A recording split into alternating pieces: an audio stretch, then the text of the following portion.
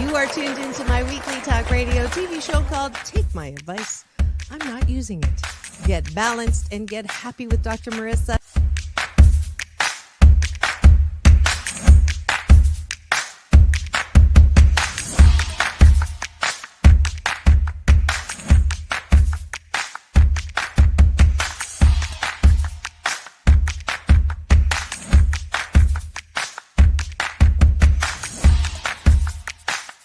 And this show is about hope and happiness. So there's no gossip, no scandal. Instead, I want you to focus on your own reality show and how you can be happy 88% of the time. So I have shows and topics.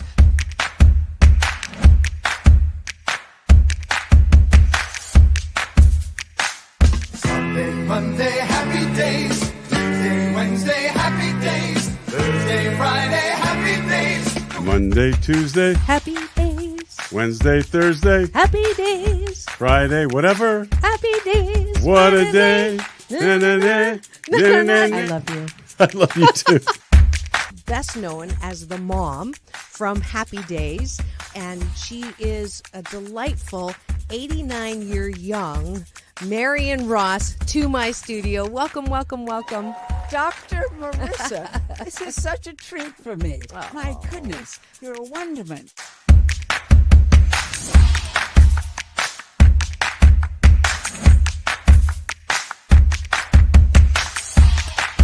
Which is exactly the kind of guest that I like. Those who have gone through life, good and bad, and then taken those experiences to alchemize them into the person they are now and doing good on the planet. I'd like you to welcome Corey Feldman. If you're grateful for it and you say right away, thank you, God. Oh, my God, it's so beautiful. I'm so blessed. Thank you, thank you, thank you. Then guess what? More good things will come to you. Does this sound familiar at all?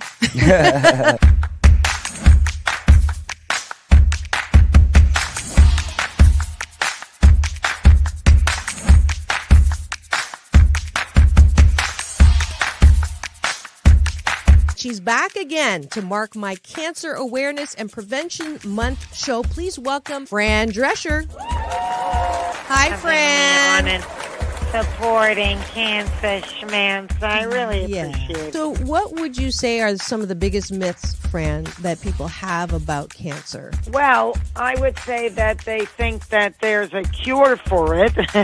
Okay. Instead of a cause for it.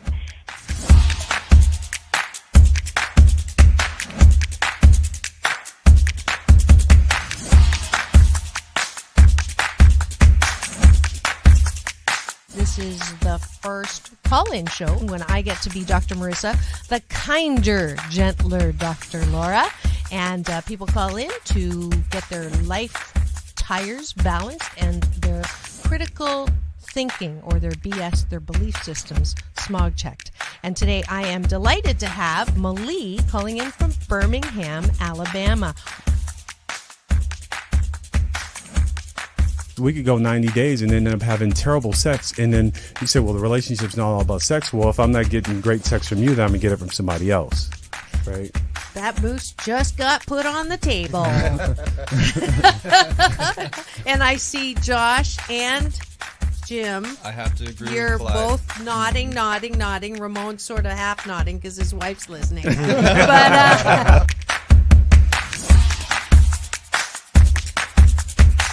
I understood what was going to happen if Muhammad Ali's youngest daughter, made public that I was going to become a boxer. So I wanted to make sure this was the path that I wanted to go down. you are absolutely fabulous, beautiful inside and out. And I'm giving you Dr. Marissa's Beneficial Presence on the Planet Award today. Thank you.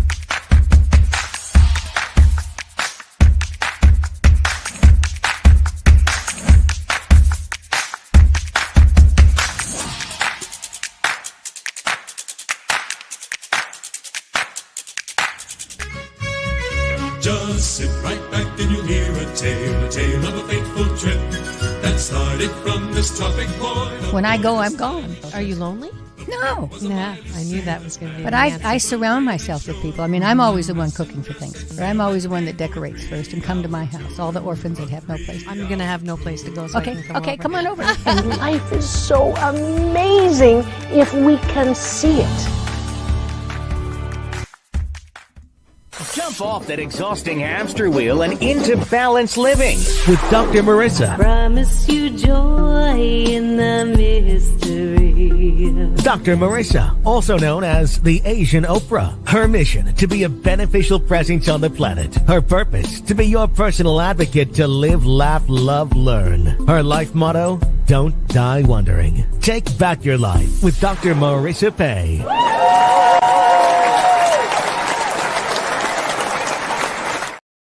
And welcome. You're tuned into Take My Advice. I'm not using it. Get balanced with Dr. Marissa, the morning show here on KCAA, NBC News, CNBC News, and NBC Sports Radio Station, AM 1050, FM 106.5, and streaming everywhere, and playing our 25-year anniversary. I keep forgetting to ask Frank. I think you're playing those before my show, so we don't have to play it inside the show. But we are celebrating, and I'm just so grateful to still be here. This is a show about hope and happiness, so there's no gossip, no scandal, no K-words, no Kanye talk at all. Instead, formerly or now known as, I'm here to balance out all the bad news that is so readily available with some good news. And we are on show number 1086 or 96, but 615 consecutive weeks on the air. And if you've missed any one of those shows, you can free subscribe to my YouTube channel where you can watch and listen, or you can go and just listen on iHeartRadio, Spotify, Stitcher, iTunes, TuneIn, Audible, Amazon Music, Tiki Live, Rumble, Podchaser, Spreaker, Streaker, and more. So that's who I am. That's what is going on. And it is Monday, which means it's Mental Health Awareness or Mental Health Matters Mondays. It's a special series that I have beautiful, wonderful co-hosts pretty much every other day in the week. And I wanted to keep Mondays open for me to connect with you in my role as a happiness coach and help with those things that seem to get in the way of our claiming our birthright to happiness. So that is what you're tuned into today. And the topic is good grief. Those of you who are on my Instagram just saw me pop up the story, which is all of the,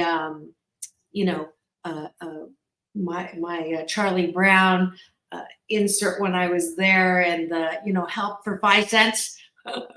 Actually, this is free. So I am so delighted to have people actually ready and waiting for this topic. Maria, welcome to the show. She's one of my co-captains of my Catch You Gallery, which is what happens when you free subscribe to my YouTube channel.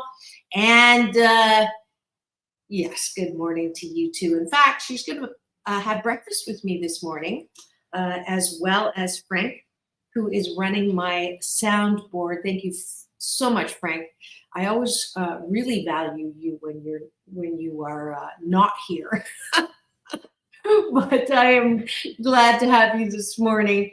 I start pretty much every show this last year and a half now with taking a bite of my gratitude sandwich, which is part of my Blisscipline, one of the good life habits that keeps me on a high-flying disc and as happy as possible 88% of the time. So we practice at the top of the show pretty much every day. So what does that mean? It means 8 things at the top of the button are things that you are grateful for. Now, one of my teachers who's on the other side now is Dr. Wayne Dyer. And he said, if you start your day with 5 gratitudes every single day, you're going to have an amazing life. And I'm an overachiever, so 8 is what I asked for, and 8's also a lucky number in Chinese, which I know you thought I was Swedish, but I'm actually Chinese and I speak Mandarin. And 8 is a homophone, ba and fa. So 8 is ba, fa is good fortune, which is why I use that number a lot.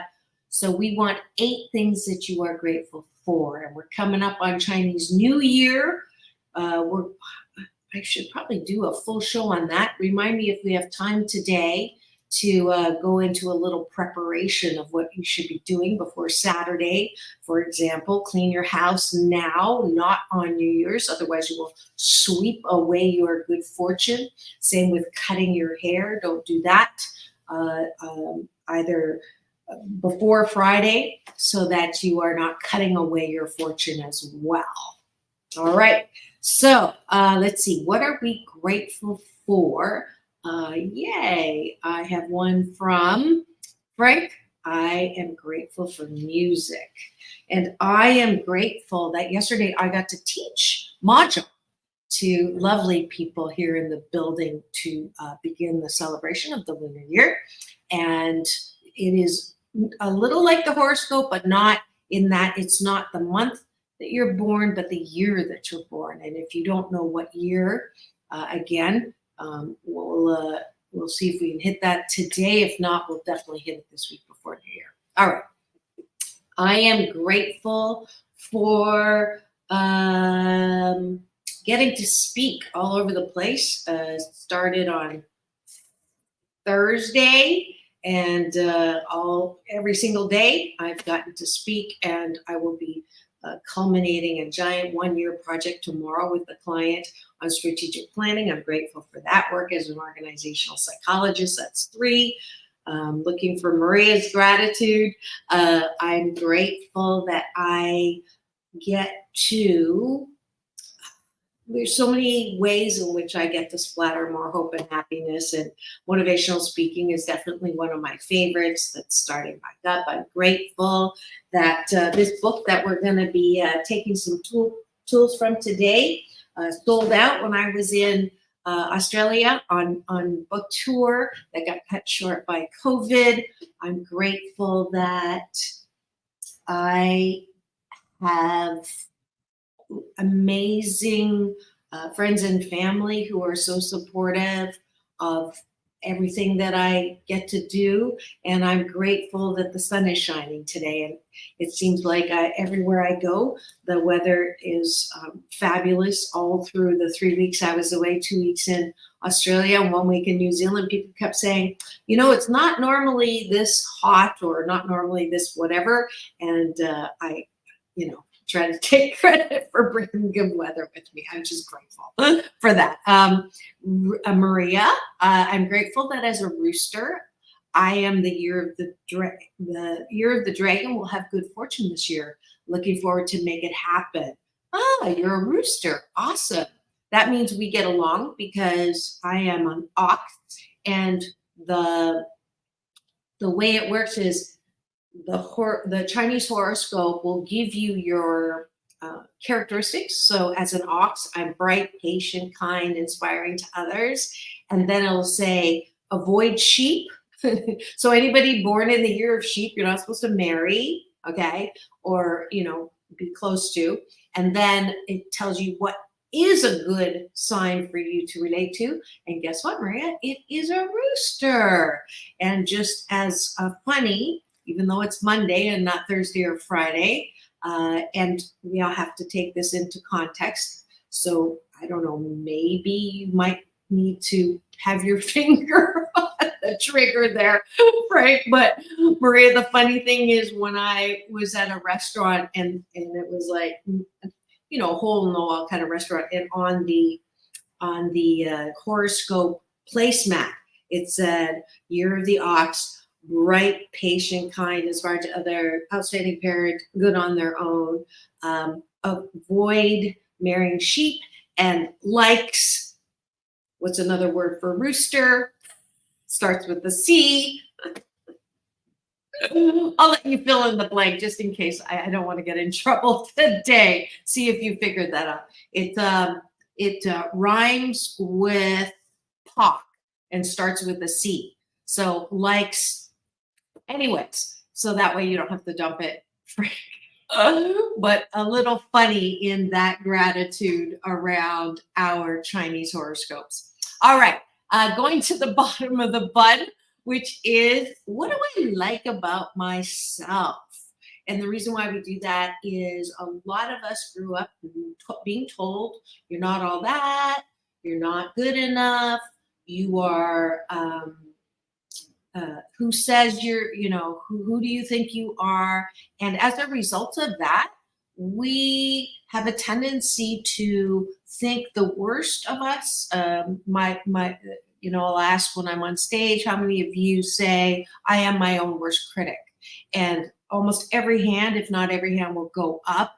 And that, in one hand, you don't want to be full of yourself, but on the other hand, when you're always putting yourself down or always seeing yourself in the worst light or always criticizing yourself, that's really not good for mental health.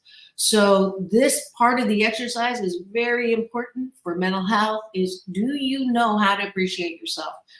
Because frankly, my dear, if you can't approve of yourself, how the fork do you expect anybody else to? So the bottom of the bun is, I think, the most important part of breakfast, which is the ability to appreciate yourself. And I actually have you do this before you go to bed at night. So instead of this, which is MS, meaningless scrolling, plug it in somewhere else, and then fall asleep thinking about the things that you do well, the things that you are good at, the things that are good about you, instead of what didn't get done, how bad you are, embracing those criticisms that you get, and not looking at the compliments, and basically falling as, no wonder you can't fall asleep. So this is the most important part of taking a bite of my gratitude sandwich. So that's the preamble, a little longer today because it is Mental Health Matters Mondays. And I do see eyeballs coming in. Thank you for joining us. You can free subscribe to my YouTube TV channel so that you can watch and listen. All right, Maria, I like that I can think outside of the box. That helps keep my mind open to learn. Beautiful. And in case I forget, Maria has her own show on YouTube, TV on her TV channel that you'll have to go catch. I've been a guest on her show, and I think I have been a guest. Maybe I still have to be a guest. Oh, it's Troy's show I've been on. Yeah, we're still working on that, but she's been a guest here, and I'm just delighted every time she can pop in. All right, I appreciate that I have a great sense of humor. It may not be good for you, but for me, it's a great sense of humor, and I appreciate that. I appreciate that I can appreciate myself, and that I have learned that to be my own best support is I am my best friend, and I cut myself slack when I'm not perfect, because I'm not, but I know that I'm 88% fabulous, and then 12% of the time I step in it. And when I do, I just remember that I am lovable, loving, and loved, 88% fabulous, and then I pick myself up and keep going. Let's see. Yes, haha. Yes, you will be soon, I hope. Okay. Let's see. Any other appreciations? I think we're up to almost 8, but I appreciate my resilience, that I take criticism less seriously than I used to. Like, it used to just topple me down. I still don't like it, but I try to stay out of MSU University. MSU University is making shiitake up. And sometimes when you have had criticism, you start looking for it or seeing it where it's not, just because you've got those glasses on looking for criticism or looking for love in all the wrong places. So I appreciate my ability to drop out of MSU University. And that is it for Breakfast with Dr. Marissa and Maria and Frank, and wherever you are. If you're watching this now or later, I would ask that you pause and just do the gratitude sandwich yourself and get in the habit of that every day. It was wonderful hearing James, my co-host on Thursday for Straight Talk, say that when I forced him to do that at the beginning, he honestly did not like the bottom of the button. And now that he's been doing it, he appreciates it because he realizes how important it is to exercise the muscle of approving, soothing, loving, caring for yourself. All right, that's it for breakfast. Thanks for joining us.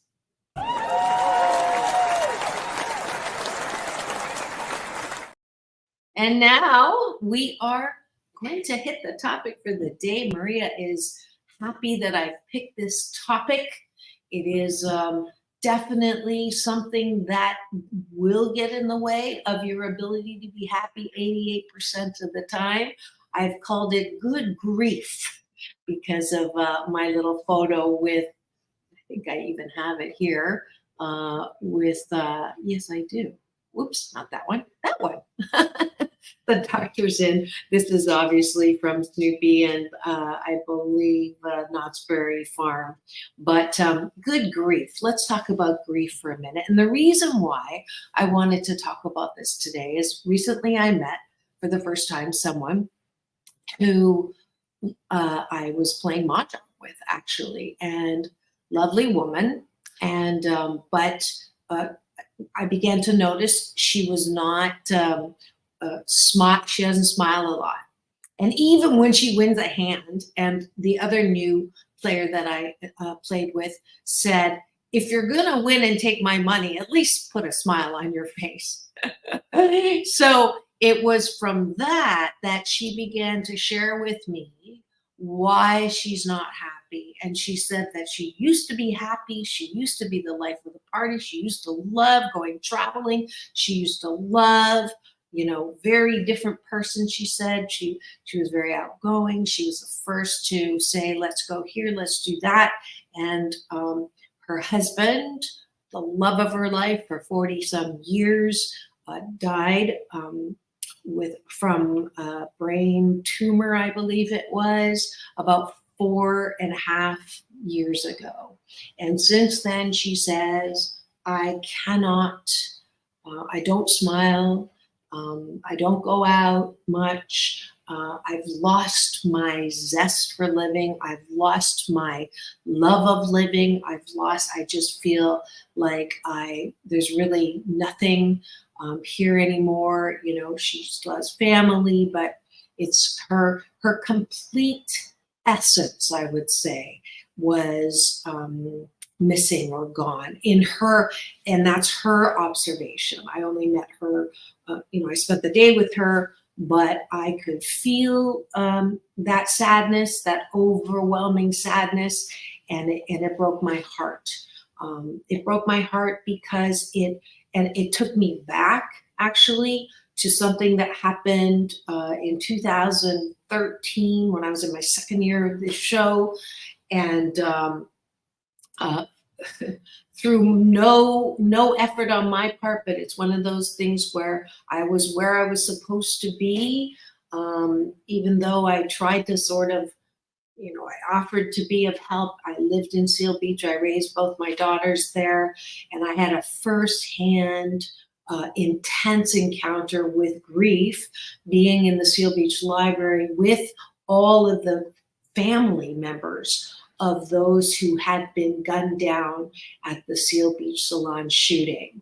And I had offered help, and they said, no, we have grief experts coming. And I said, that's fine, left. And then I didn't get very far before I heard my voice being called. And a friend of mine I just saw at the gym that morning said, you have to help my best friend. He's on his way. His wife, is shot, presumed dead, and you have to help. You can't leave. So I ended up going in with him, and then just heartbroken watching all these people in the library face the tragedy that they never expected and the love of their lives, mothers, sisters, grandmothers, all of them having to face death and intense grief in one, that first experience. And with no disrespect intended, having people walk around with, this piece of paper on, what to say and how to help people who are in intense grief. I just found myself watching and learning what worked and what didn't work. And what didn't work was sitting down and talking to people. What worked was just, holding people at that moment, that physical touch of hugging, or even if they didn't want to be touched, just having a hand on the hand or a hand on, the shoulder. And just that was the most, what I could see as the most effective thing to help ease, never take away, but ease the pain that comes with intense grief.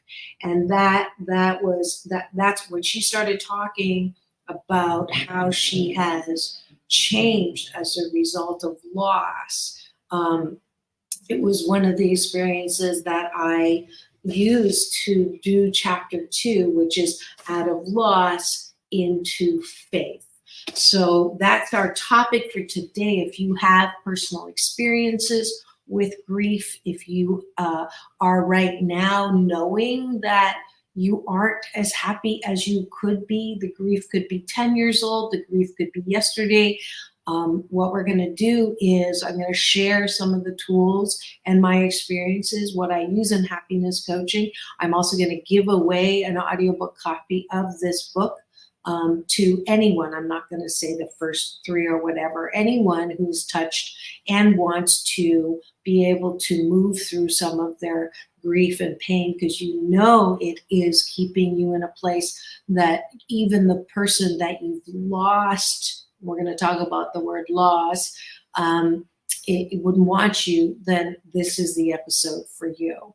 So there's your preamble and your setting the context for today's show. And let me go in here. Oh, good. We have all kinds of comments in here. And good. Christian Danielle, welcome to the show. And you tuning in on my YouTube channel, please hit the free subscribe and you will be able to get an alert every weekday morning when you are here in order to tune in. All right. Let's see. I'm just realizing we are missing something. There we go. You are live with Dr. Marissa. Okay. So I gave you a little bit on that first moment. That first, I would say, from my experience, the first month is it's so fresh and it's so painful that any kind of coaching is almost counterproductive, because it will either drive the grief underground or the pain underground, where it gets infected. So I would say in that first month, like that first day, the most effective thing that you can do for yourself, if you're the one going through the pain, is the tool called Feel It Fully. And so Feel It Fully, if that's the balance tool, the one extreme that is not good, right, is not feeling it at all. I'm fine, I'll get over it. Maybe not saying that out loud, but the pain is too painful. It is too much. there's that feeling that if you felt that pain, and I had that, I collapsed. I can remember at my father's funeral because the pain, the physical pain was so intense that my body could not even absorb the pain. And when you're having that feeling, the it is good to be with someone who knows you and you love, and you might sometimes it's even good to coach people in that first time. Is I don't want to talk through this. I just want you to hold me so I know that I can share this pain, physical pain with you, so that I don't go down the rabbit hole so far that I want to do something that is really not good for me. So it is, I don't want people to judge themselves. Of course, you're going to feel like you cannot survive the pain. You cannot, like Humpty Dumpty. You think you're going to break in a million pieces and never be put together again. And I would ask those who are supporting people in that first month to say less, hug more, allow them the space to completely feel the pain. And when I do this in coaching, as a result of that whole incident, I ended up being called a grief expert. I didn't get a certificate in it. I don't want to misrepresent myself, but I certainly I have enough of the experience to know what to do and what not to do in a large number of experiences now. And that's where I speak from. So I want you all to know I am a psychologist. I'm an organizational psychologist. I don't want you to take this advice as medical advice or as clinical advice, but this is as a happiness coach. Okay.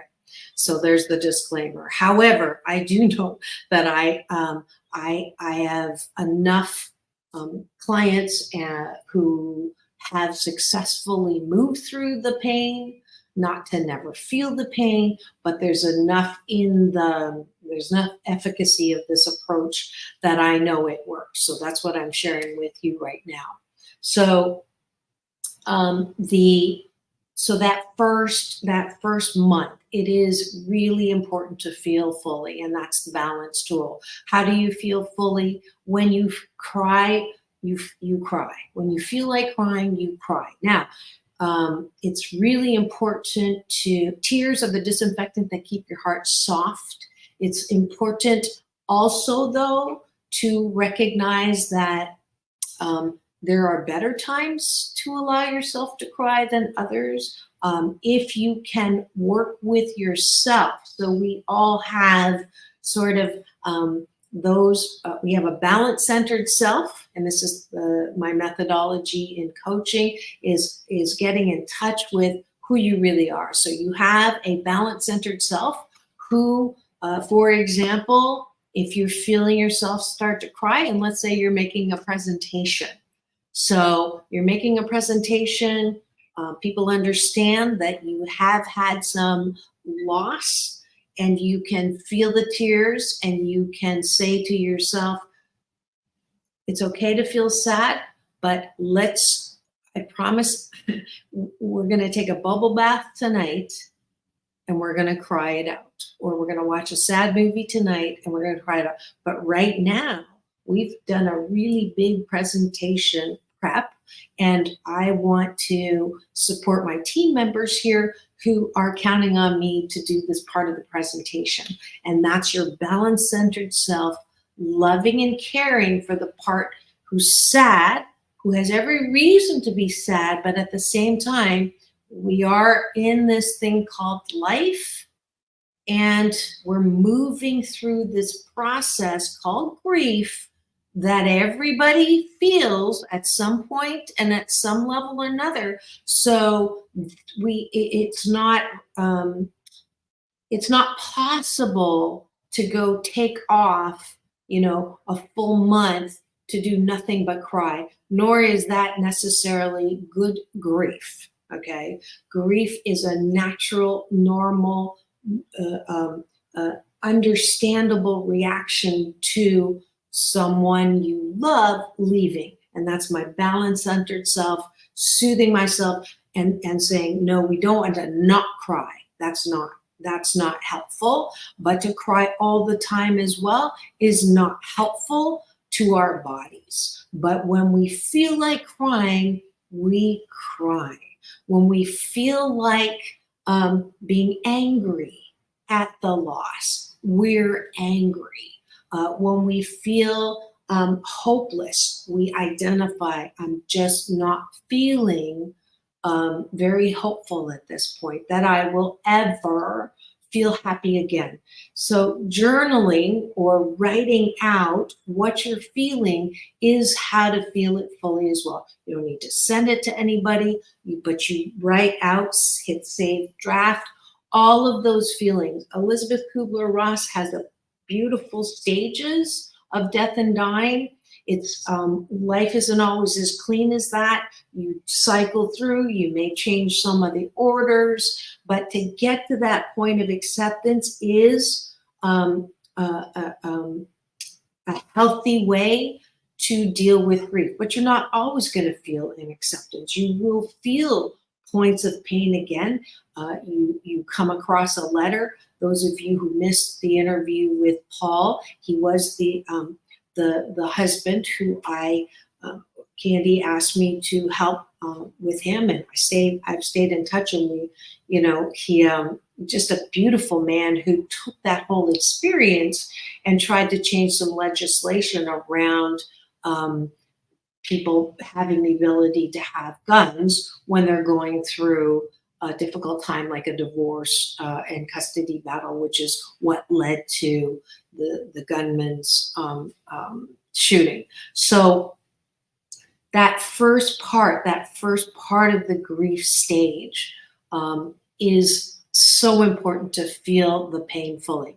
And when you're feeling the pain, if you can have your balance-centered self say, or a friend say, I promise it's not always going to be this painful.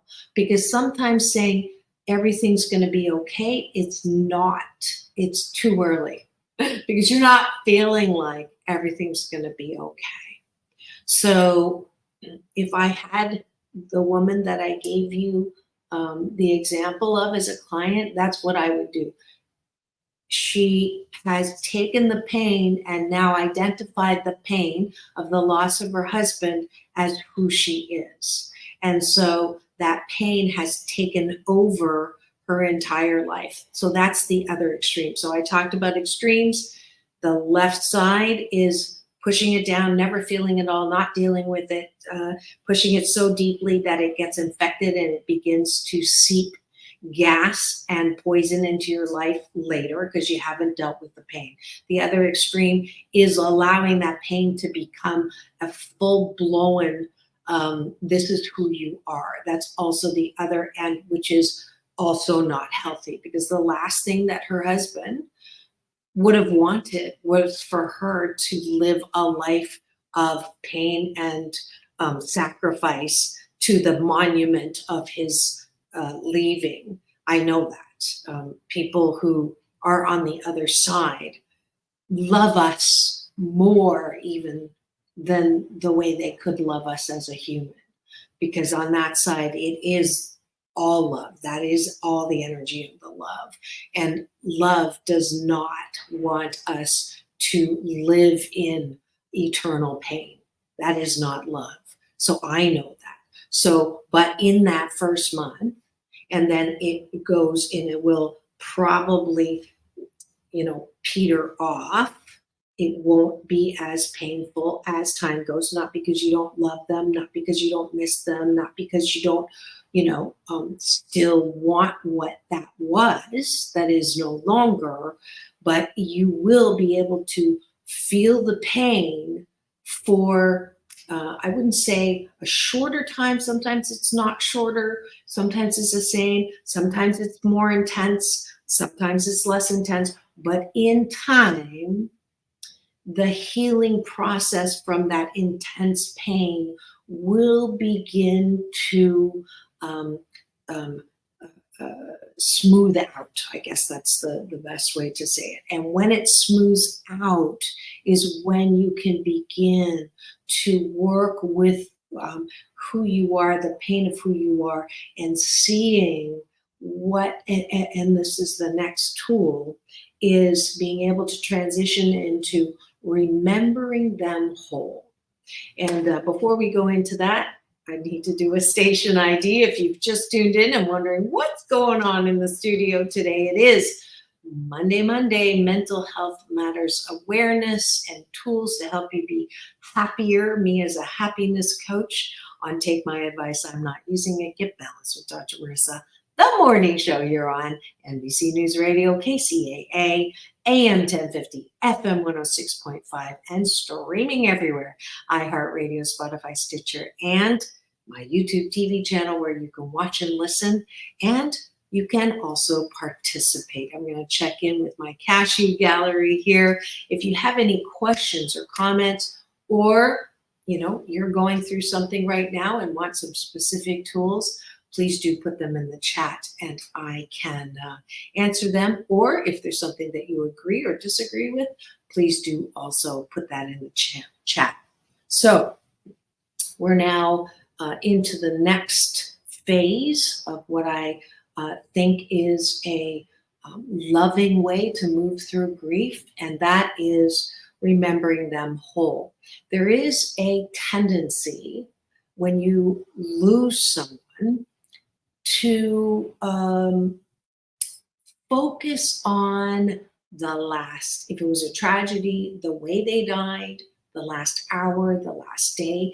If it's a chronic illness, you tend to remember the 6 months of pain in the worst. I went through this watching a boyfriend die of leukemia, and just watching him go from this football jock, gorgeous, and then from the steroids, completely change into, this bloated and weak. And it was just heartbreaking watching that go. And I felt guilty that I felt bad about it because, I didn't want to react to that, but I'm human. And watching that was very painful. And so I would spend, every time I thought about it, I would flash back to him there.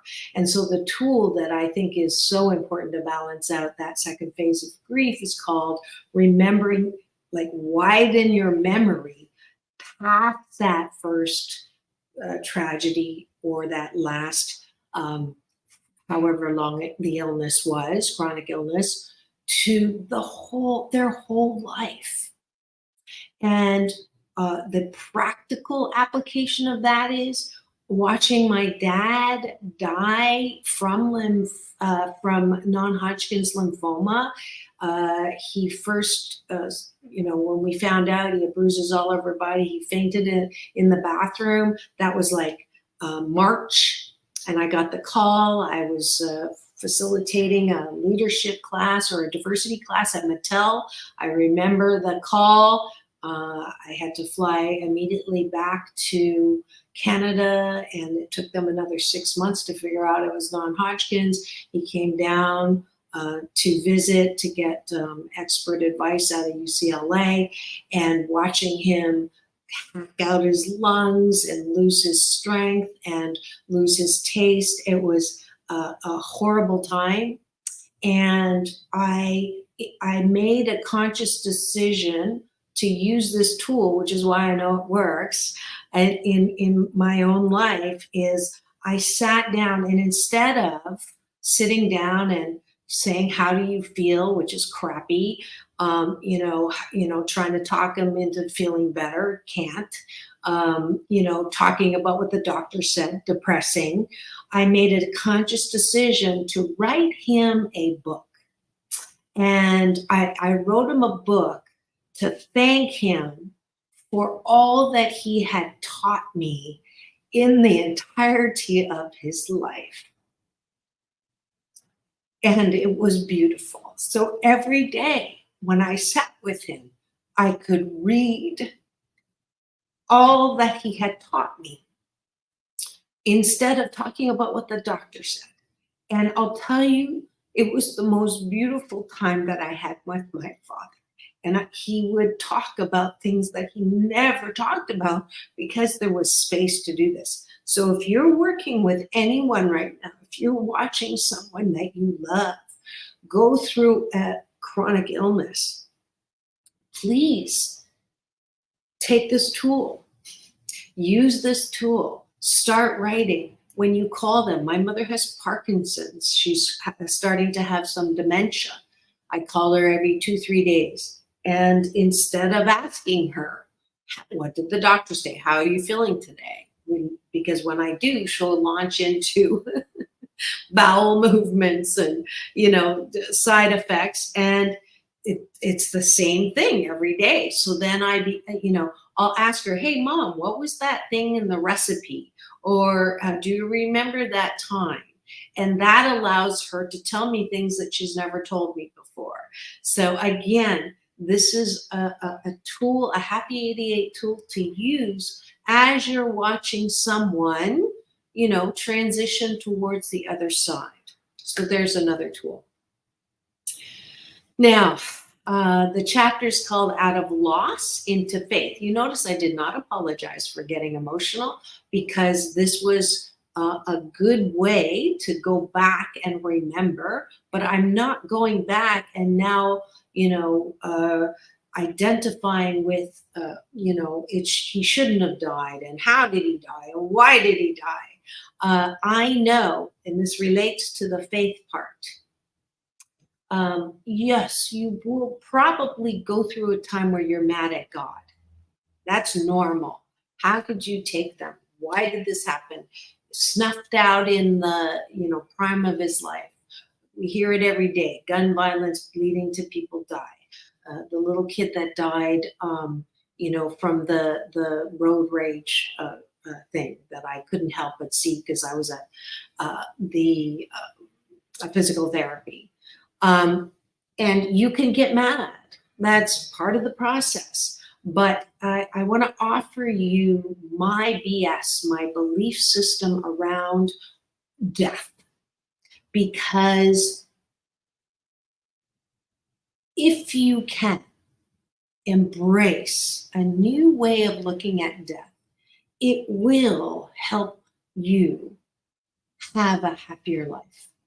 And you don't have to, okay? This is Kool-Aid I'm asking you to drink, definitely. And the reason why I do it is because I know from personal experience that I have every right to believe that life on earth is the only life, because for those who are scientists or, this is all we know. We don't know if there's a heaven or earth. We don't know if there's a God or not. We don't know.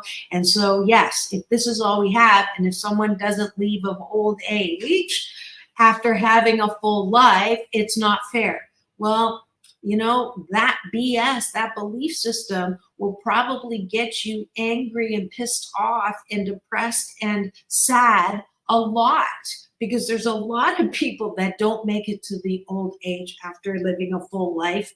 And therefore, most of life is unfair, right? Because I don't even know the statistic, how many people actually fall into that category of being able to have the full life. And then even, it's never, my bonus mom and dad are 91 and 94. And even at 94, that's on the ad end. But am I ready to say goodbye and not have him in my life to talk to every day like I check in every day? No, I'm not. And it's going to be sad when he does go to that other side. But I have a new way of understanding. Doesn't mean I'm not going to be sad for a little while. I'm going to go through this process and use my own tools. But I do know, I choose to know that I know I came from this giant quantum soup of love. That's where I came from. And I'm going to that giant quantum soup of love, the energy of love, pure positive energy, however you want to call it. That's where I'm going when I die. Almost every single person I know who've had a near-death experience talks about the feeling of peace, the bright lights, the soft lights, the sense of peace. I think I've heard one who didn't have that experience, had more of a purgatory. But if you look at the odds or probability, I know that's where I'm going. So yes, you can't say, well, if that's where we're going, then we should not feel sad when someone goes. Of course you're going to feel sad because you had that human experience with them, and you will miss that human experience with them. So don't get me wrong. I'm not saying we should all like, oh, let's go. If it's that great, let's go there. No, that's not what I'm saying at all. It is pure positive energy, but I'm here on life because I wanted to experience tactical taste, touch, sight, sound, which in pure positive energy, there is no expression of that. There is no experience of that. So I wanted to come to be a human, to experience life this way. That's my BS, my Kool-Aid, my belief system. So that when my loved ones do go, and I try not to use the word lost because I'm not losing anybody. I'm not losing that person, but I am having to adjust from them in a body to them being in pure positive energy. And I had a dream that anchored that BS, that belief system, because what I was missing my dad. And I had a dream, and I was getting caught in that. I'm going to spend the next 4 years missing him so bad, wishing I was with him, or feeling regret, or feeling, angry, or feeling like I should have, and shame around what I didn't do with him, or what I didn't, all useless feelings. So I had this dream, and I was flying, and I was up on the other side in heaven, which is another word for pure positive energy for me. And I saw my dad sitting down in front of this giant big screen TV. And he wasn't alone. He had a bunch of people with him. And I'm like, Dad. So I started flying closer. I'm like, what are you watching? Closer, watch it. What are you? And I started to see that people with him were other people that I loved who were on the other side. Michael, my Grandma Blum, Dr. Jimmy, Dr. Carl, all those people. And as I flew in closer, I'm like, what are they doing? Because every once in a while they would stand up and go, whoa, yay! And then they sit down, and then every once in a while they go, yay! They clap, yay! That's our girl. That's her. And I'm like, what are they doing? And I flew in closer and closer, and I saw that they were watching me live my life. And every time I'm getting chilled. Every time something beautiful happened, they would stand and cheer for me. And I knew at that moment that is happening not just for me, but for every single person who is on the planet living. All those who love you and are on the other side. That is their role now. They are wanting and cheering and supporting without bodies, but that is there. They're not gone. We didn't lose anybody. That energy of them is still here with us, watching. I don't think they intervene necessarily, but they could be angels. I do have really good parking luck. Every time I have things happen in my life that are unbelievable. I call them what are the chances of that? So all of that is that tool of how do I get back to the faith? How do I not see death as gone, lost forever? How do I still have a restored ability to live when those who we love so much are gone? And that is the answer. If I can be restored to a belief system and a faith, that knowing that I have not lost forever that person or that love. So if I were coaching my original friend that I gave you the description of, I would say that her husband has a big screen of her. And I know that she wants to have his physical presence with her, but one would be knowing, and people have experiences with those that they have lost all the time. They're always here to give you that support, to give you that answer, but you have to be receptive to it.